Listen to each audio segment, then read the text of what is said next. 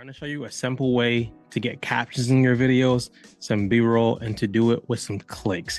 You don't need to have an editing background or be tech savvy. This is Submagic, and we're going to show you now. So let's go to Submagic. I'm going to go to generate captions, but they have a couple options that you can use.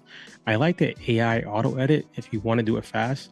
If you have a longer video, say like 5 minutes or even longer, if you drop that in here, it's called clips generator. It will give you a bunch of clips and captions will already be made to that. You can change it. So let's jump in, generate captions.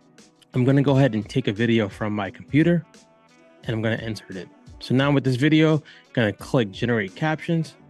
And while it's processing, you're going to have options of what you can actually pick. You have options of what you pick. You have options of where you put it.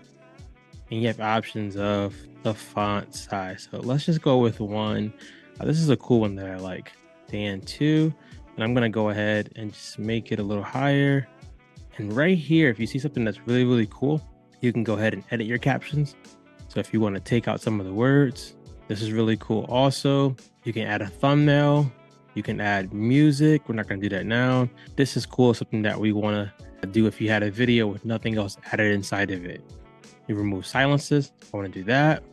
I want to add a magic zoom. Today, I'm not going to add that, but you can. You can add B-roll. We're not going to do that because we're doing a different type of video. So let's just look at it now. Let's play. Now you see the captions. Let's say if I was choosing a different one, this is one that's kind of cool too. Let's make this a little bigger. You can change the colors if you want. I can change my videos and I can do all of this without messing up anything. And now I have a video with captions on it that's super quick and super easy. Try this out. Submagic is a cool platform. It's been around for a while. And the great thing is they're always updating it, making sure you have the latest captions and options that other platforms do have. So let me know, are you going to try it?